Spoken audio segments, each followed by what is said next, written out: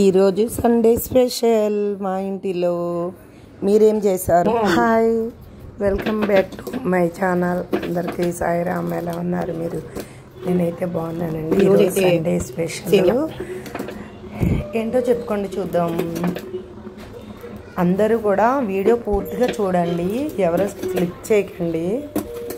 ఈరోజు మాత్రం నాకు క్లాస్ ఉండదు కాబట్టి నేను ఇంట్లో పని చేసుకున్నాను. మార్నింగ్ నుంచి కొంచెం ఇల్లు దులుపుకోవడము, కొంచెం సర్దుకోవడము అలాంటివన్నీ చేసుకున్నాను. సగ్గుబియ్యం పాయసం అయితే చేశాను మార్నింగు. కొంచెం ఎండ ఎక్కువగా ఉందని తర్వాత చేపలు తెచ్చారు మా డాడీ. చేపలు శుభ్రంగా పసుపు ఉప్పు వేసి బాగా కడిగానండి. బాగా రాసి కడిగాను. బాగా కడిగిన తర్వాత చూసారా, 2-3 సార్లు కడగాలి. అలాగా కడుక్కుని తర్వాత ఉప్పు కారం పసుపు వేసి దానికి పట్టించేసి పక్కన పెట్టేస్తాను అన్నమాట. ఎండ అయితే విపరీతంగా ఉందండి ఈరోజు. వంట రూమ్లో చెమటలు వచ్చేస్తున్నాయి. నాకైతే చూసారా అలా కారిపోతున్నాయి.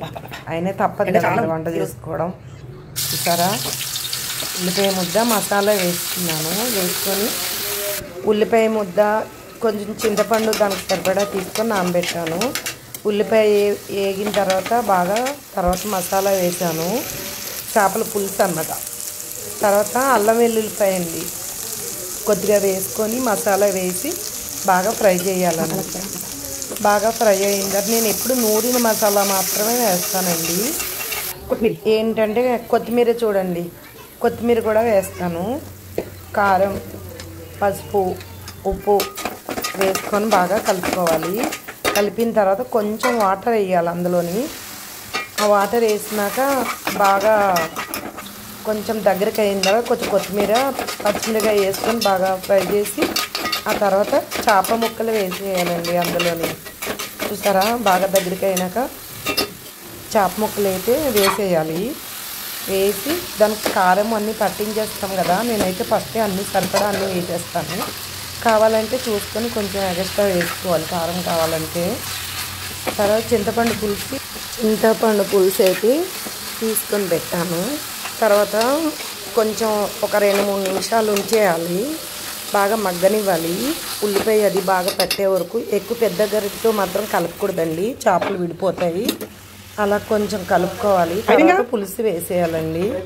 వేసిన తర్వాత చూసుకొని మూత పెట్టేసేయాలి. దానికి సరిపడా పులుసు తీసుకొని వేసుకోవాలి. చూసారా, మరిగిపోతుంది. తర్వాత కొత్తిమీర వేసుకోవాలి. చేపల పులుసు రెడీ అయిపోయింది. మీరు ఎలా చేస్తారు కామెంట్ చేయండి. చూసారా, తర్వాత చికెన్ కూడా తెచ్చుకున్నాము. చేపల పులుసు రెడీ.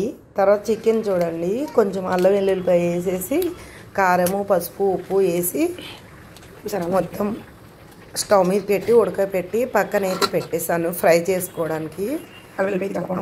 నెక్స్ట్ వీడియోలో చూపిస్తాను చికెన్ ఫ్రై ఎలా చేసుకోవాలో.